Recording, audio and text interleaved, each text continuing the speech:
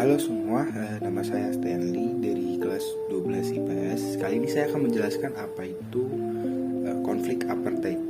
Sebelum masuk ke konflik, saya mau menjelaskan apa itu apartheid. Jadi apartheid itu berasal dari kata bahasa Inggris yang apart, yang berarti itu memisahkan, dan hate itu yang berarti sistem atau hukum yang dibuat.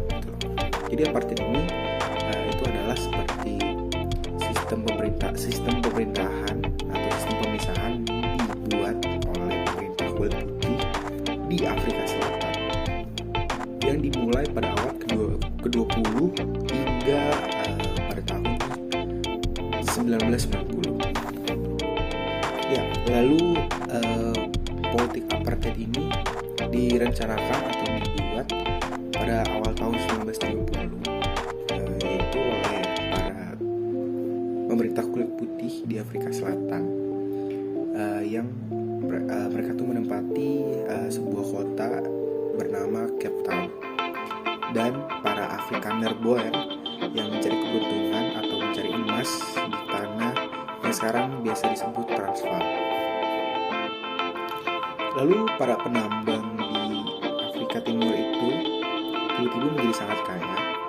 Lalu mereka bersepakat untuk mengakhiri perang dan membuat persekutuan Afrikaner di Afrika Selatan atau persekutuan orang kulit hitam di Afrika Selatan.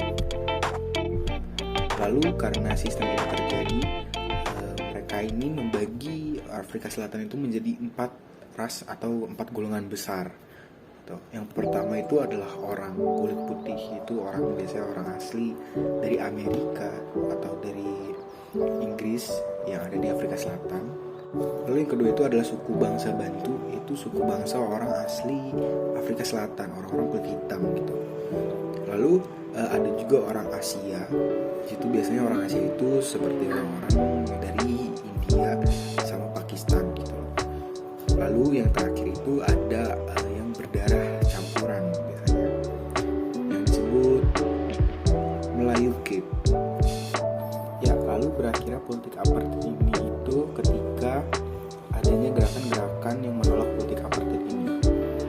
Yang paling terkenal itu adalah gerakan Afrika National Congress atau yang biasa disingkat ANC, di mana gerakan itu dipelopori oleh Nelson Mandela, di mana Nelson Mandela menyuruh orang-orang kulit hitam, terutama orang-orang Afrika Selatan, untuk tinggal di dalam rumah.